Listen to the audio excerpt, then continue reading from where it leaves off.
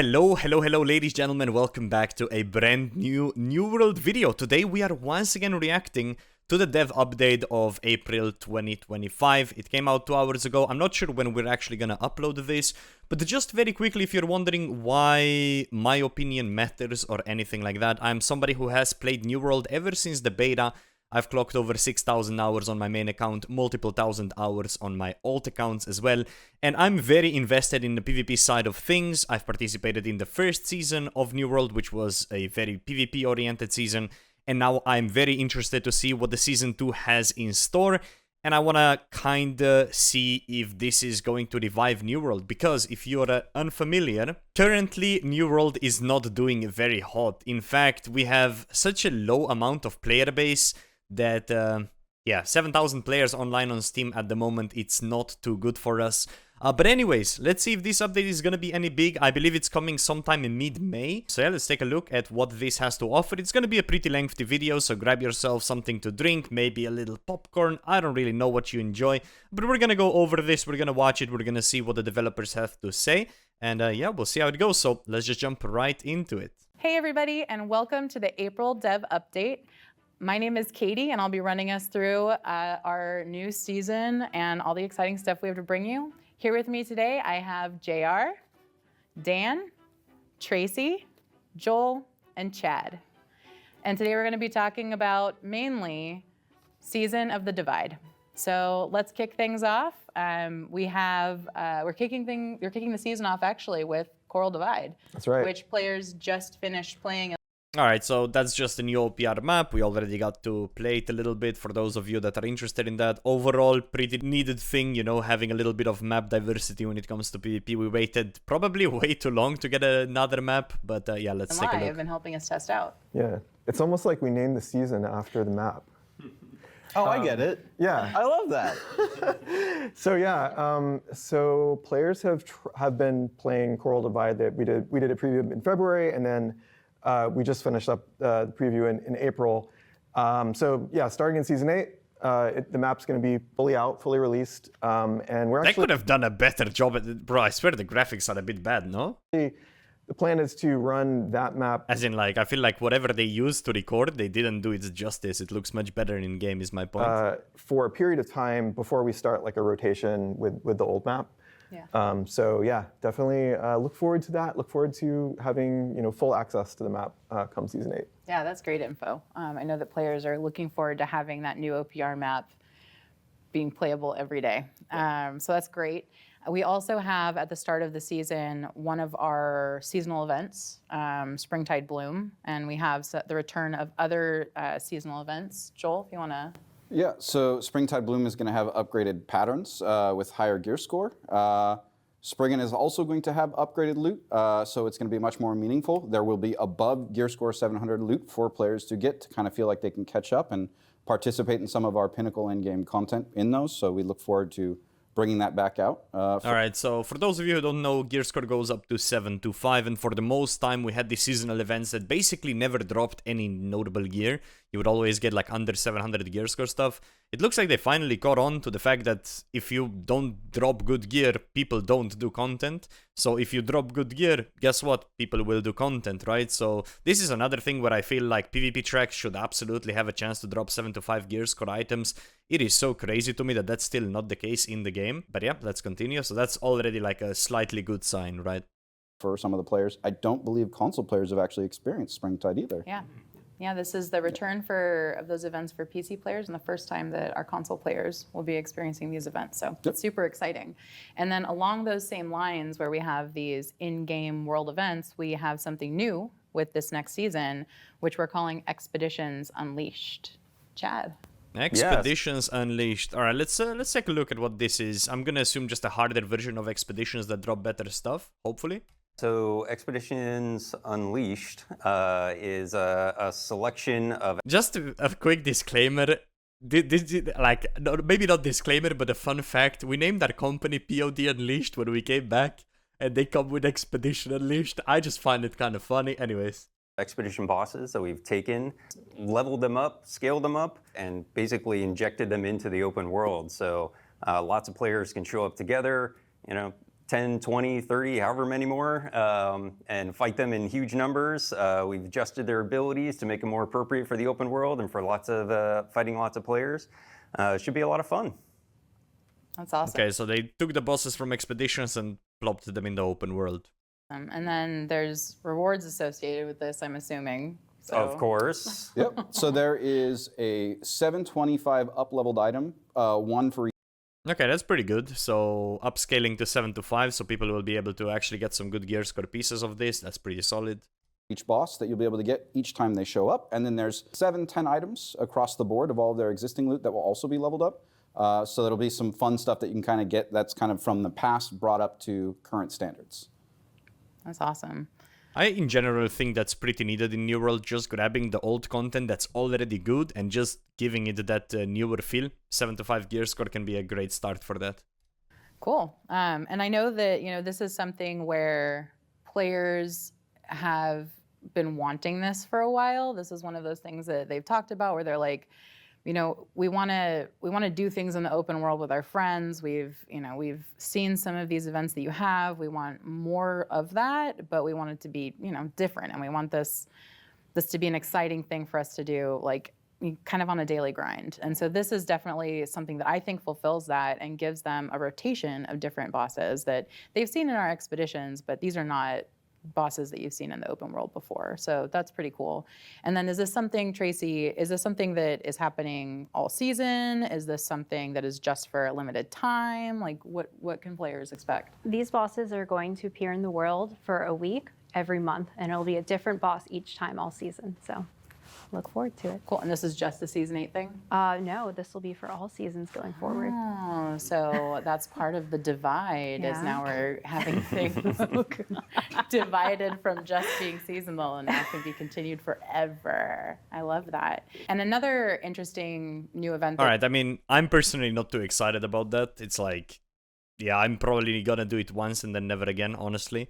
Unless the drops are like really worth doing, then obviously we're on another wave, but most of the times, yeah, it's not too exciting for me personally so far, 4 minutes into this video.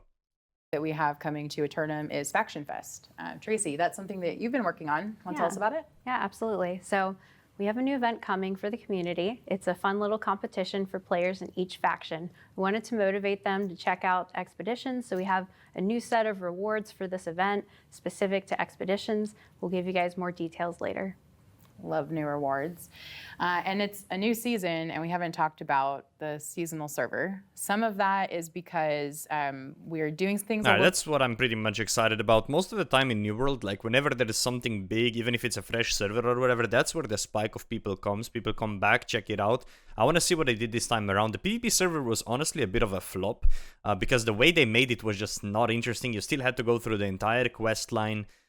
It took honestly way too long. People found ways where you would just chop trees to get XP. Like, it wasn't exciting, right? So a little bit different. So we talked about how Coral Divide and... I think, just to stop her again, most important thing about these seasonal servers is don't force players to spend 15 hours doing your main quest line again, right? Find ways to speed that up completely and get to the point of the season, which in this case, I don't know what the point is yet. And the events are going to kind of kick things off. With the Season of the Divide, we want to give the Coral Divide OPR map its time to shine in the sun. And the seasonal server will actually start later in the season. But we do want to talk about it. So Joel, what's going on with that? Absolutely. So seasonal servers are very much always going to be an experimental place for us to kind of try new ideas, flip New World on its head in certain ways. This one is our twist on what a typical hardcore mode would be. Okay, it's pretty exciting. Hardcore world could be really cool in New World. We were talking about this before they announced the first season, if you were to go way back in the streams or videos. We honestly expected this, so let's see what their spin on the hardcore is. For other MMOs. It's heavy focused on challenging the player's knowledge, putting them in a situation where we don't want them to die. The best rewards on this server that you'll be able to get will be things like beating the Gorgon Raid, beating the Sandworm, beating mutated dungeons without dying. However, in this one, dying doesn't necessarily mean your character's gone. What it means is that for those other players that maybe have never even experienced this content before, we're going to give those characters a massive buff. They're going to get a bunch of attributes. So wait, you die, but you don't die. Wait a second, what do you mean? Every time they die, up to, I think, like 125 across all stats. So you're going to be able to build your character in different ways. You're going to be able to hit different breakpoints on the attribute bar. You're also going to be able to equip artifacts across the board in every slot. So 2 weapons, 5 armor pieces, 3 jewelry pieces. Wait, and then artifacts on everything, that's kind of crazy though. on top of that, and that's everybody, death or not. So the people that are unfallen, that have never died, will be able to try the raid that way. And then on top of that, there's a couple things, like obviously, I know there's some fatigue with MSQ. We don't necessarily want people to go through that. Okay, that's what I just talked about. That's pretty important info.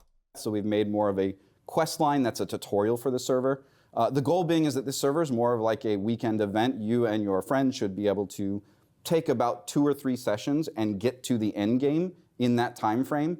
Something 4 or 6 hours, somewhere in there, depending on your knowledge. Faster if you're really good and you know how to min-max to get to that in-game content. There's a lot That's of not too crafting bad. you can build. It used to be like 10 hours or so to just speedrun MSQ, so they basically halved that. They said that if you're better, it's even faster, so maybe a third of what used to be. I guess it's pretty alright. Your own in-game gear, but we let you craft specific gear throughout. We give you a lot of the content that you need, access to Elysian Wilds, the Azoth staff, all of those things we start to give you through this quest chain as a tutorialization. That's good, yeah. Those were the biggest, like, basically grind for no reason vibes of the first season, so that's good. They definitely took feedback on that and implemented that into season 2. Your knowledge at that point. And then the other side is rewards and making sure that players take something out. We're going to be giving a crafting material that allows players on their prime characters, their main world servers, to craft an artifact from season 7 and before of their choice. You want Serenity, you don't want to do PvP, here's your way to get it. That's pretty good. Mainly because I have an account that's 200 PvP track and doesn't have Ankh yet. And for some reason, that account just never gets Ankh. So I guess that's pretty good. But that was like a weird like bug thing, by the way, I think. So anyways, I'm not playing that account anymore, if that isn't obvious, because playing this game without Ankh in PvP scene is horrible.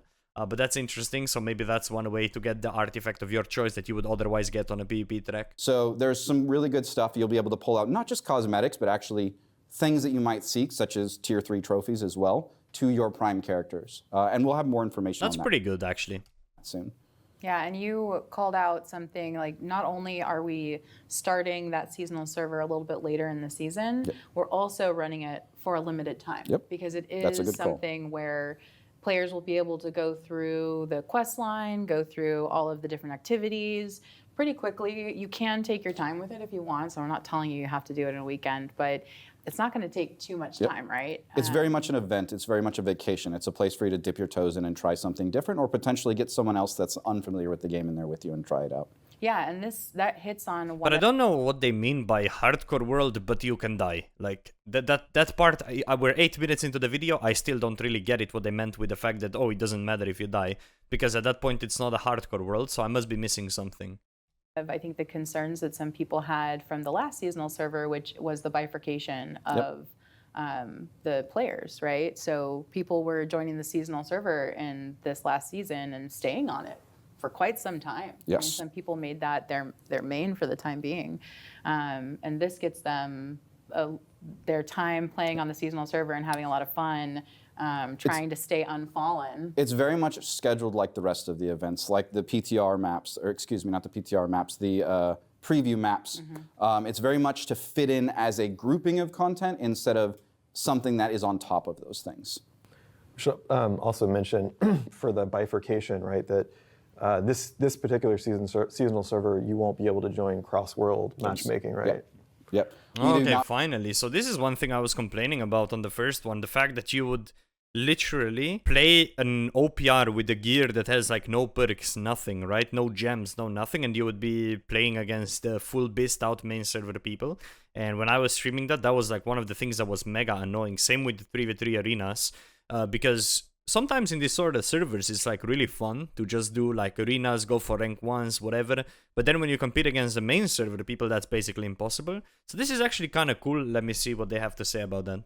Not want players with 125 attributes across the board and artifacts smashing other OPs. This is like a bit of different, different way of looking at it, because in this case, the seasonal servers are going to be stronger than the main servers.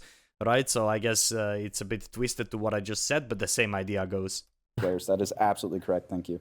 Yeah, so this is probably something where we would expect players to spend some time on this server and go back, play their main to do their dailies, and then come back over to the seasonal server to finish up. But also feel like you're making rewards and cosmetics for your Absolutely. prime characters and feeling like your time is valued Yeah. and that it persists long term. And we will continue to look at those things for seasonal servers.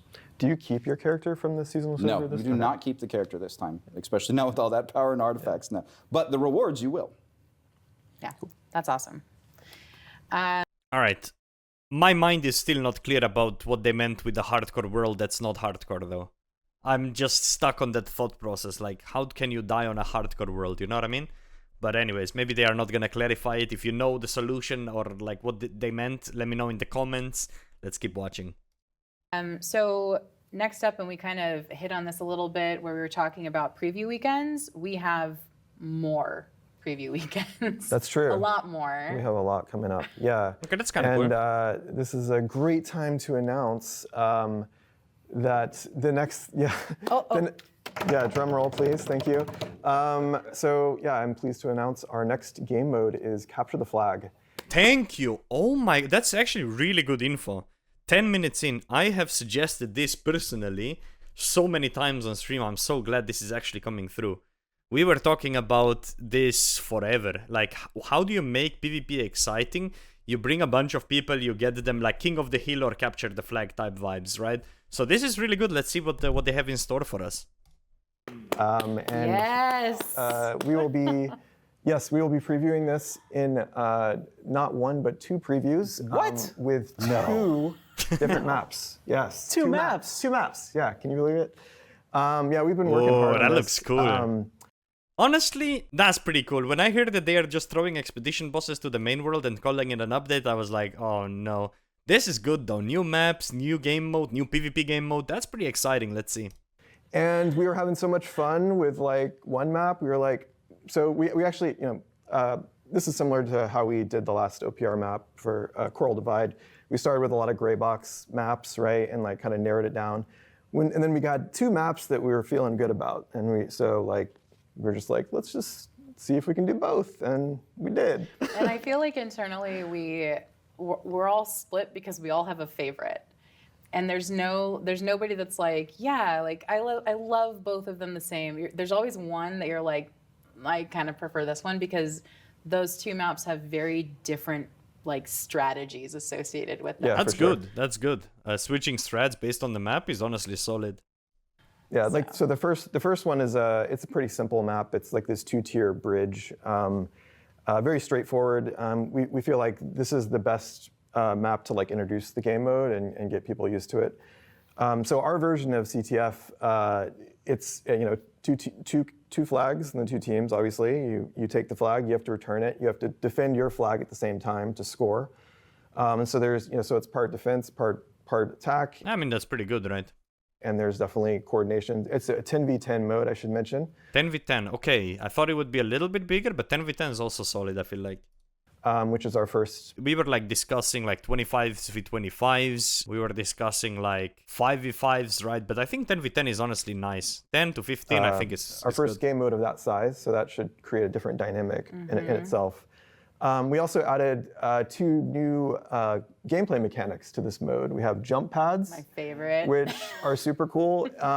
Our flavor of jump pad is a little different than maybe what you've seen in some other games, because they actually let you control, which we felt like gives you more strategy.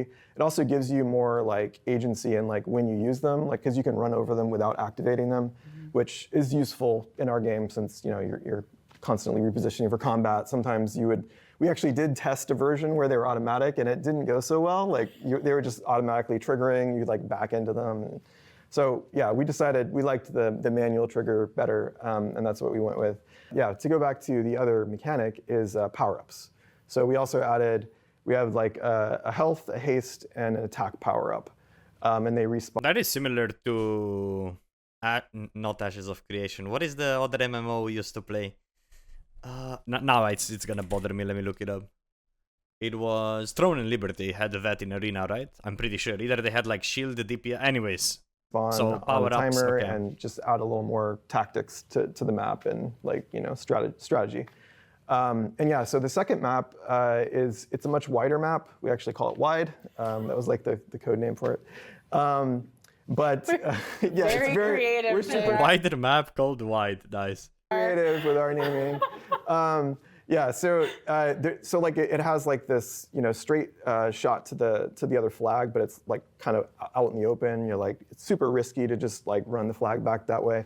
But there's a lot more going on the sides of the map, so the intention is that there's more routes to kind of use to like weave in and out of the. But the mapping is pretty cool. I mean, I can see this being like really fun to play, honestly. Looks like there's a lot of like level variation as well, so it's not like it's just gonna be a Zergfest, right? It's probably gonna be some nice builds for like fire, staff, muskets, bows, whatever you name it. So I'm honestly excited to log into the game and play a little bit of this. That's crazy from me to say. Of the different like obstacles. It feels a and bit things. more like Coral Divide with Yeah, choke points and whatnot. exactly. Yeah, absolutely. I think that it's going to be interesting when we see the outcome of how players use it on those weekends. So I'm assuming what we just panned over, that was probably one of the jump pads. So if I go back into like here. Like obstacles. It feels a and bit more things. like Coral Divide with Yeah, choke points and whatnot. exactly. Yeah, absolutely. I think that it's going to be interesting when we see the outcome. So yeah, of this, I would assume, this is what you... I didn't really quite get it, but I guess you jump in the air and then you like land somewhere or something like that. So I guess this is what this would be, maybe, potentially, how I don't know. players use it on those weekends. But we have even more than just capture the flag, right? We do, yeah. So we also have another arena map. So the last Okay, third arena map. I think that's pretty good. Honestly, perma-rotating like arenas is good. Then we're gonna have rotating OPRs. I like that they're just adding on to things that work. Like, arenas is fun. Like, people love playing arenas. I like playing arenas. last arena map we added was in Season 2, the Brimstone Sands arena. And the third one is set in this kind of like ancient temple. Like it's like an I mean, this looking good. I'ma be honest. overgrown temple. What's But interesting... now we need to talk about, like, really quickly, we need to talk about the PvP track rewards. That shit has to start dropping 7 to 5s, and we might bring a 0 to Biz 2.0 out. Yeah, basically, I feel like you really should be able to get, like, full Biz drops from your PvP tracks. Right now, you can only get up to 700. It's honestly kind of bad. I really wish that was better. thing about this map is it's our largest arena that we've done thus far, but we did something a little different this time where the death fog ring closes in much sooner, and just like slower, like it still ends at the fog, same that's time solid. as a regular arena, but because it starts sooner, the arena starts to close in, and the tactics change, right? Like so at the beginning, the ranged has more of an advantage, right? Because they have more mobility, they can stay at range. But like, yeah, as the match progresses, that quickly goes away, Yeah. and then melee becomes the winning tactic. Yeah, super interesting. And then the last one. Last but not least, take it away, Jim. I'm gonna say this one too. Okay, yes, it's my show. Yeah, so we also have another version of Outpost Rush that is Okay, so they're really tripling down on the game mode, like, mapping, basically. They really went crazy with the maps, I think. Okay, so third OPR map, 3 arena maps, and now 2 10v10 capture the flag maps. I'm all for it. Let's hear what they have in store for this one. kind of an experiment we're running. This is called Outpost Rush Bare Bones. And the premise here Please tell me it is just like one small choke point where everybody fights. is that in this version of Outpost Rush, you will have all of your the perks on your gear will be deactivated. Okay, so Oh, so everybody is on the same skill level. Like, same, like, that is a good idea. So everybody basically has no perks, or like equal amount of perks. the idea here is that it's a completely level playing field. Players who maybe have bounced off of PvP because they thought their gear wasn't good enough. That is good, they can by hop the in way. this mode and compete just like everyone else, just like people who have thousands of hours in the game, right? Meanwhile, maybe people who have thousands of hours in the game and have like super good gear, and maybe your people are saying, oh yeah, your gear's good, that's why you're so good, right? It has nothing to do with your skill. They can jump in here and kind of prove like, no, say like, I'm not good. Like, it's not just my gear. So all of this is to give folks the opportunity to play Bragging rights, basically. Outpost Rush who have been concerned that their gear is a limiting factor. And then the other side of that coin is that you can prove that your gear is not the only reason why you're so good at Outpost Rush. Yeah, and we're actually going to run, with that preview, we're going to run it in parallel with regular Outpost Rush because we kind of want to see what people think, and see if this is resonating with people. So that's why I said it's kind of an experiment. Yeah. Well, and along with that, but I can see that can be really good for the game.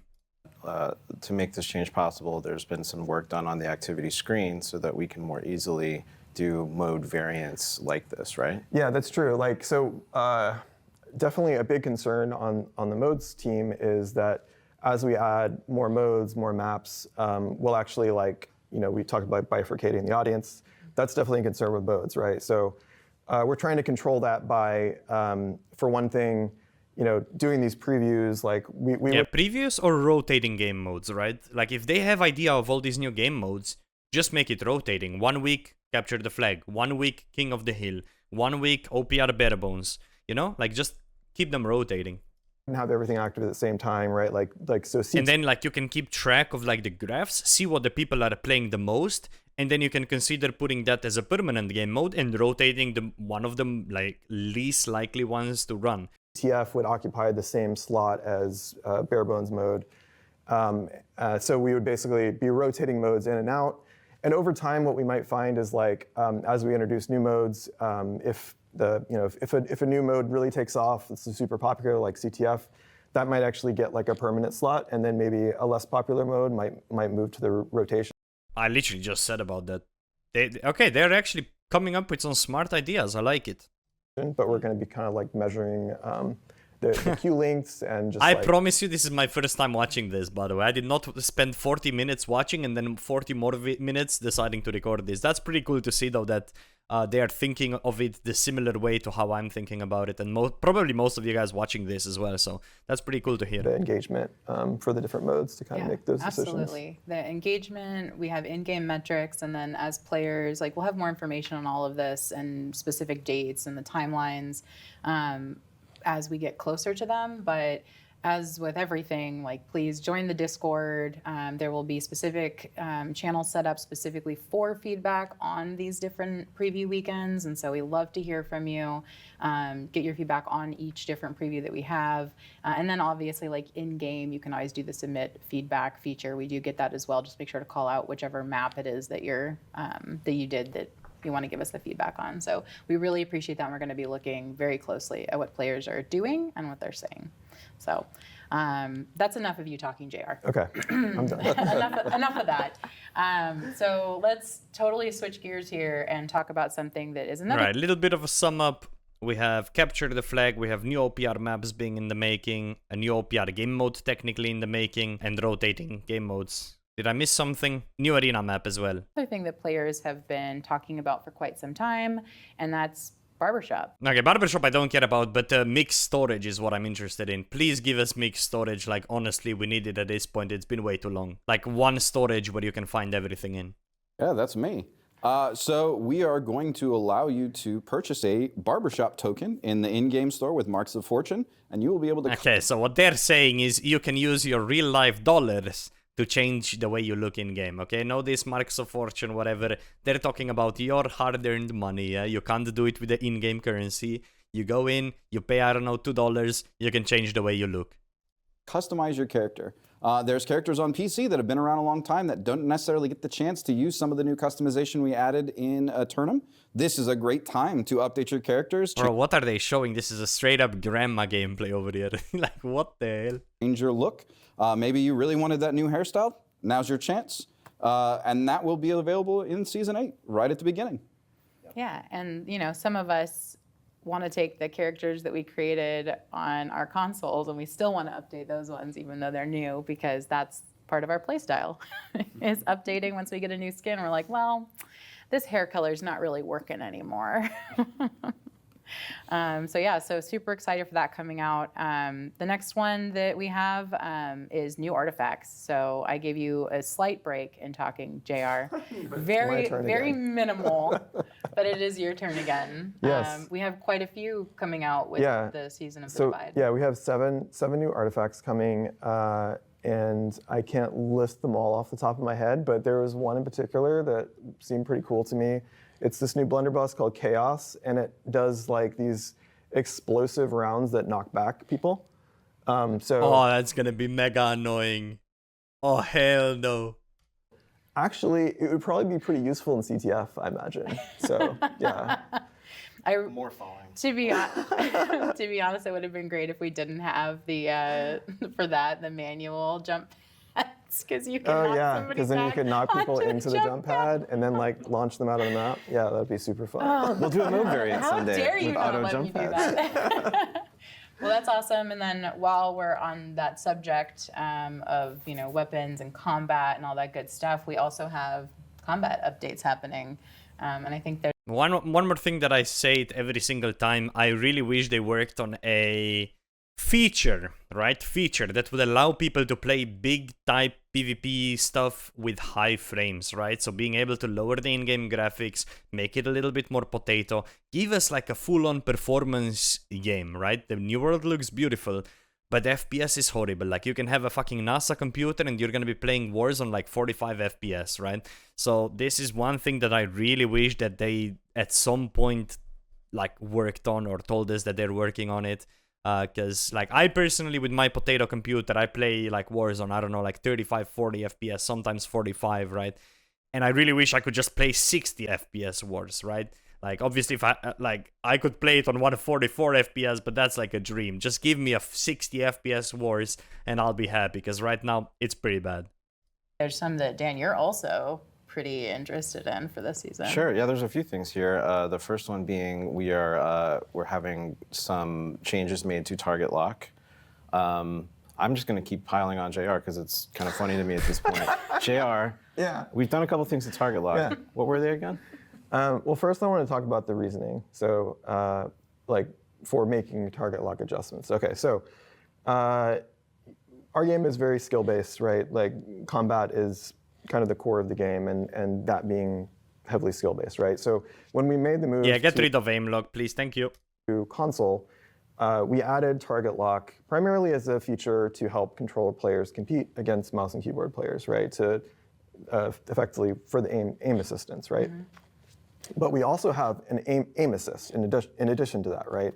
An aim assist is for manual aiming primarily, right? To help guide the missiles, guide your projectiles, help you get hits, to account for the lack of accuracy. So when these two things are combined, it turns out that they're very powerful. Yep. And Turns out. yeah, it turns out.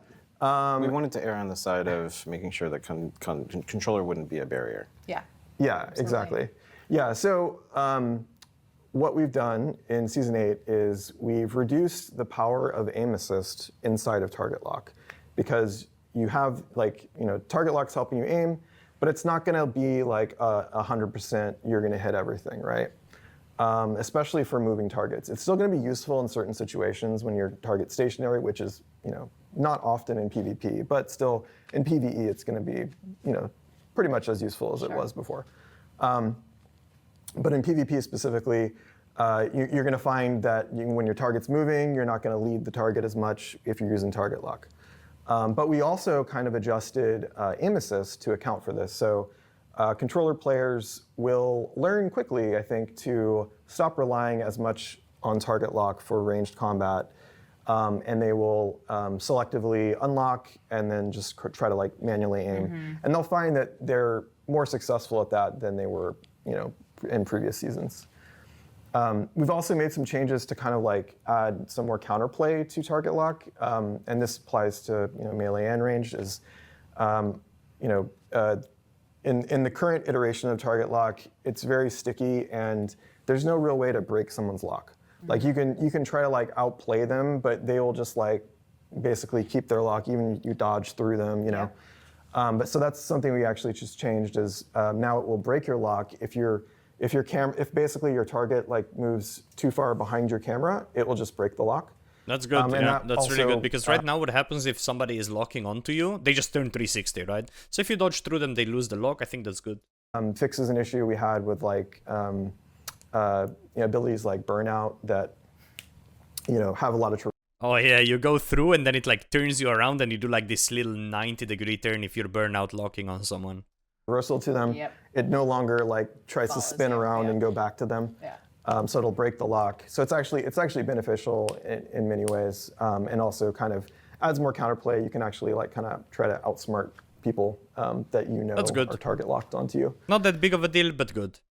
And then lastly, we also added, now when you go into aim down sights, it just automatically breaks target lock. That was Oh, so you can't like musket scope aim lock basically. something that we kept in there initially because we didn't want to like disrupt like the melee flow, which has some ADS abilities. But it turns out that we could do it with just the ranged weapons, so that's kind of what we did. So now like musket and bow, blunderbuss, they'll just immediately break target lock. That's as soon good, as you yeah, go into because ADS. blunderbuss aim lock was broken to be honest, and now you can't do it. You can't do it without right-clicking, but then you don't deal as much damage, or it's not like all your bullets will not hit, basically. So I think that's good.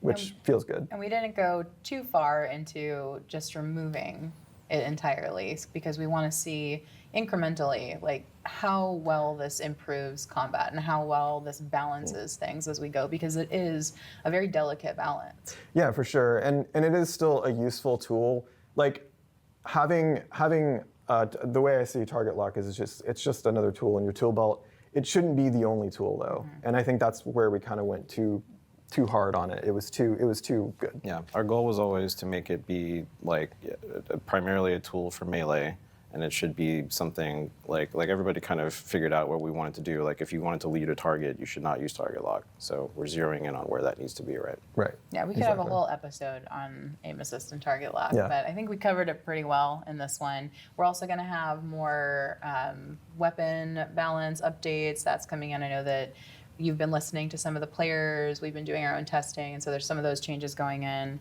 And then, are we making any changes to tents? It's funny you mentioned that. I should talk Right, about sorry, it's just this guy talking about everything. They're all just laughing, bro. tents now, right? That was a very natural segue. Yeah. I just sometimes So- like to talk about tents. Just tents in you general. guys. Can someone talk about that? Yes. This was something that actually, I guess we had been talking about this for like years, and we finally just went ahead and did it. This is like, it makes a big difference in influence races, but basically, now if you're PvP flagged and you place a tent, it is now destructible. And enemy faction. Okay, like, that's pretty fucking good actually, because now you have just people like tent camping and like just being annoying. I mean, maybe not as much right now, but when the new world is like really alive, you have a lot of like quote unquote griefers, right? You can really delay them now by just destroying their tents, which I think is solid. Can destroy that tent. Your same faction can bind to that tent as well. So we wanted to make more counterplay to the placement of spawn points in specifically for influence races. That's where it's really going to make a big impact, right? So now, like if you're fighting over a tower and they just like the other team just keeps respawning, you might be, they keep coming from that direction. I'm going to go search over there. And there's still some like strategy in like trying to like hide them. You can hide them in like bushes and things. But yeah, like you'll be able to now stop them from respawning there and make them have to go back to the nearest shrine instead. I mean, that's good. It's not that big of a deal, but like So. it's good, I guess. Tents. Tents. Yeah, I think it's going to be, like, it's not a huge difference, but I think that it adds just a slight, like, again, incremental, like, change to the way that players have been playing, that they got to, now create a little side strategy to address that somebody can take down their tents. So I don't know, I think it's going to be interesting and pretty cool. It's foundation for us to be more aggressive on the respawn cooldown for shrines, which will probably be the next big thing that we'll see. Yeah. Yes. And there was another thing on there too, right? Is it me? It is you. This is another one that players have been talking about for a little Please bit. give him mixed And storage. that is an arena ready up and Arena ready up, huh? spectator camp. Yeah. So Okay. so for ready up, like we know, especially for arenas. So arenas, it's a fast mode. Often you're not changing your loadout. You just want to get in and go. So now there's a ready up feature. If for arenas, it's everyone that has to opt in.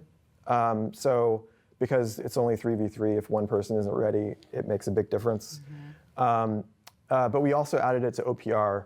In OPR, it's like 25 people have to be ready for it to go. And these numbers are tweakable, so we definitely are interested in how. Right, but what does it do? Like, what does it mean? That goes and how that feels. But yeah, basically you'll be able to skip right to the skip the whole pre-match phase if Okay, so basically no 1.5 minutes of downtime. The one thing I wish there was is just to like queue up and not always needing to select your roles and all. Like, I feel like that's the longest and the most annoying because you need to go like through 3 menus in order to just queue up for arenas.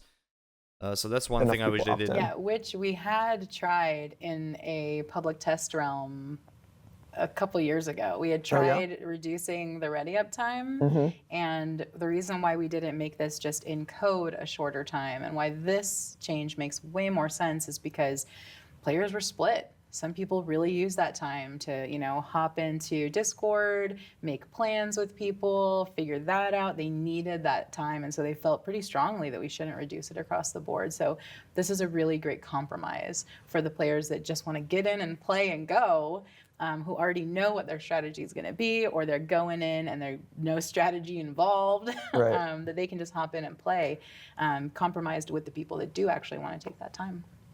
Yeah, and hopefully they're not in the same match, and because then ready up would never happen.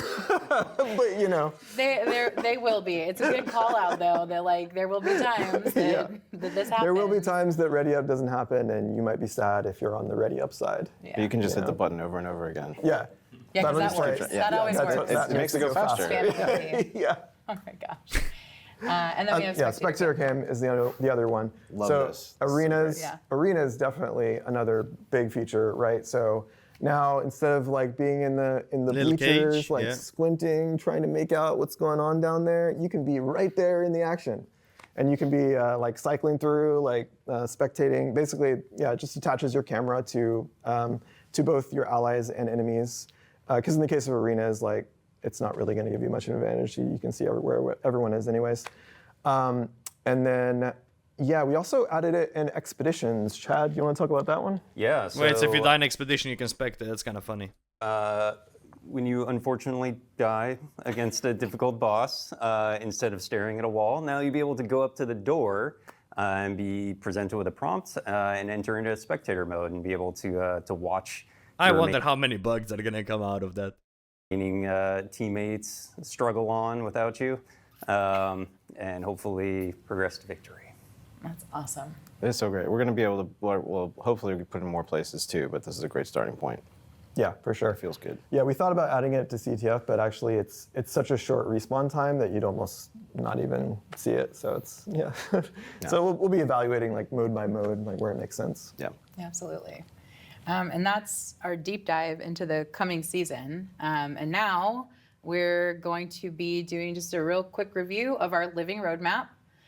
While I'm talking, there should be a great visual for everybody who's watching Okay, where's the visual? this. There it is, right there. Yeah, it's All right, let's take a look. So OPR map, Coral Divide, capture the flag, a new 3v3 map, rotating game mode, seasonal world 2 hardcore. That is not hardcore. I still don't understand that. Barbershop for your money. Expeditious Unleashed. Expeditious bosses out in the open world. Combat PvP updates, sure. Artifacts. Yeah, new artifacts. Let's see in development. New zone, new raid, new weapon, raid difficulties, OPR map 3, new PvP mode. Pickup wars. That's pretty interesting. That's good. Umbrellas V2. I just want to see... No, it's... Oh, there it is. Global storage. It's in the development. Okay, that's what I like. That's honestly... I really wanted this. Hold up. New zone, new raid, new weapon, new difficulties. OPR map procedural expedition mode with extraction. I don't know what that is. New PvP mode, pickup wars, endgame progression systems overhaul system. So I really hope this is like a PvP track dropping like better stuff and stuff like that. Umbrellas V2. Umbrellas used to be there to like upgrade your gear. right there. Set bonuses, interesting. New heart runes, that's whatever. Zone up level. Ooh, so maybe like once you're higher level going down a zone, you still have like higher mobs in it or whatever. Maybe interesting. Endgame reputation systems. Okay, customizable HUD. That's pretty good. I mean, you kind of can already do that if you go into the file settings or whatever, but that's nice. Attributes saved with gear sets. Yes, we need this like badly. This would be really good for a lot of things. And then global storage is really good. In exploration, new weapons, ranked PvP could be really good. New raids, company hall with storage, we talked about it, yup. New zones, invasion mode with difficulties, okay. New seasonal world, yup. Gardening, farming, interesting. Territory system overhaul, new exploration collection systems, influence tower, siege system with building. Zone up levels, account-wide progression, all instance content available in matchmaking, and new travel mechanics. Okay. What am I most excited about? Global storage, new maps, sure. Any sort of progression overhaul, like any sort of like better rewards from stuff is good. Ranked PvP seems interesting to me. This attribute saved with gear sets, I would really like to see that. We can't see any of it. So this, you'll notice we had presented this back in December to kick things off. What's coming in the next season, that's there for you. That's everything that you'll be getting that we've just talked through. Some of it we didn't touch on today. There will be more information coming up on the website as well as on social as we get closer to the date that the season goes live. There's also been changes to the in development and in exploration columns. So feel free to compare, what's moved, see what you're really excited about, what's missing that you were hoping was going to be on there. For me, I think there would be a great exercise that we all just talk about the stuff that's really exciting to us.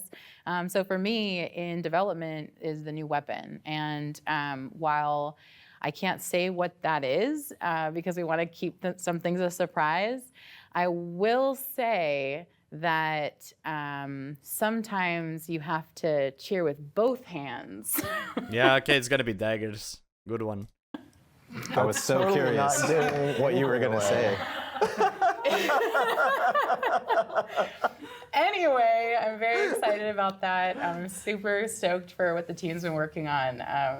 It's very exciting, and we've been playing around with that. Dan, So the new weapon confirmed pom-poms. Yay! Yay! Hey. What am I excited about? I'm excited about a catchy name still in development, procedural expeditions with extraction. Yeah, really rolls off the tongue really well, you know. It's a working title. I think Tracy actually came up with that. Yeah, definitely. What the hell? Okay. But it's we actually have been prototyping it. Chad's team is doing a fantastic job of prototyping it. It's again, I can't really share too much yet. It's I know the name is a little mysterious as to what it might be, but it plays great. It turns out that our expedition content. I think there's a few interesting things we've learned. For example, like we have a lot of enemy types that we've never really thrown at you in the same place, in the same fight. And so like getting to kind of go through a crazy remix of all of the enemy content in the game, doing, like exploring a procedural map, like it's a dungeon That crawl could be pretty experience cool, yeah. that really fits in the game. I'm excited about It's it. effectively like infinite expeditions, right? That's like the. Okay, that's enough. That's the hope. Is that too much? Okay. I like that name. Maybe we should change that. JR, before you get us all into trouble Yeah. with marketing, what are you excited about? I'm excited about our next game mode, which I can't talk about yet.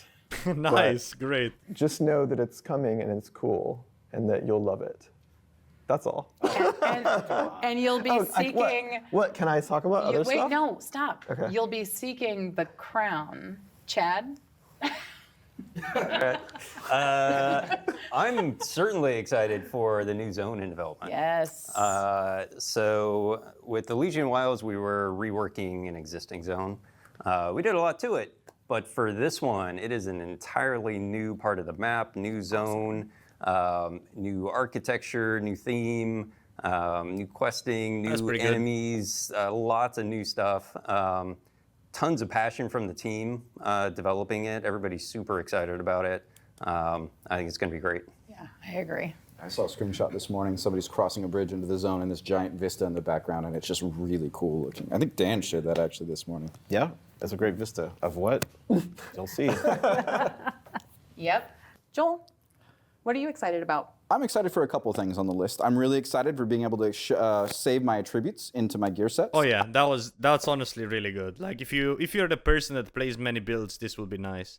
Because imagine you can go OPR, you can switch into musket, doesn't work, boom, now you switch to bruiser, now next thing, fuck it, you go a little bit of healing, like, you know, being able to just switch around multiple things, mega nice. I'm really excited for gear set bonuses that we're going to have on new pieces of gear. It's going to allow us to really add new chases into different places in the world. Artifacts have been really successful.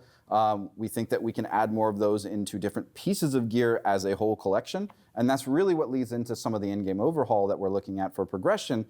We want to make our chases across the board more meaningful and give you more ways to collect things across the board. So I'm excited to see what our team can do with those updates coupled together. I think there'll be some fun stuff there. Yeah, that overhaul Is somebody is gonna really say gonna, global like, storage? kind of expand Is it what just we call me? in-game content, right? Because there's reasons to replay all this stuff, like get more horizontal progression, because that's what artifacts really are, right? It's because they're not. It's not just getting stronger. It's like, oh, this is like a new gameplay feature that I can add to my build. That now I can build something around that, right? Yep. And with the improvement of gear sets, it's also going to be able to allow us to have more of that customization and on the demand by having our attributes saved across the board. And it gives you more flexibility much faster. And I think that's going to be really fun together. Absolutely. All right, Tracy, last but not least. All right. What do you... Oh, one thing I wish I saw was like having multiple presets for like gears. What I mean by that is, let's say you're a healer, you have a life staff, having like an AoE spec and like a single target spec. Just like as a 1 or a 2. I don't think there's a way of that in any of the development, but I think that would be really cool quality of life vibe, honestly. And for every weapon you could have like 1, 2, and 3 basically that you would just change. looking forward to? I'm going to break the mold here. Everyone's talking about combat, PvP, PvE. I'm going to talk about crafting. I'm excited about global storage. Yeah, thank you. Me too. Let's go. It'll be very nice to not have to jump around everywhere to get all the mats I need. So, Amen. That is totally fair. long overdue. Absolutely. Yeah, okay. I'm happy with these answers, to be honest. Well, that does it for us today. Thank you for joining us for the April Dev Update. We really appreciate you being here. And if you liked what you saw, make sure to like and subscribe to the channel. And we'll see you in Aeternum. All right, pretty good video. Can I jump back to this as my closing thoughts? My closing thoughts is, wait, I think the title of this video is something in lines with, is this going to revive New World? I don't think so, up until we get like a new zone, honestly. New zone is gonna bring a lot of people back, I promise you. Maybe CTF, when that is in preview, that's gonna bring in a little bit of a PvP player base back. But other than that, it's not like crazy exciting. Maybe hardcore? But I really don't know what they meant with a hardcore but not hardcore, so I guess we have to wait until that comes out to see. But yeah, all in all, a pretty decent watch. I'm pretty excited for some things that are here in the development. But overall, decent feeling about, you know, what they talked about. I don't think they're quote-unquote giving up on the game just yet, right? So they're still definitely developing things, and seeing all these new maps is honestly kinda nice. Alright, so I'll leave it at that. Let me know in the comments what do you think about the updates that are coming, and I'll see you again very soon with another New World video. Take care and bye bye. See ya.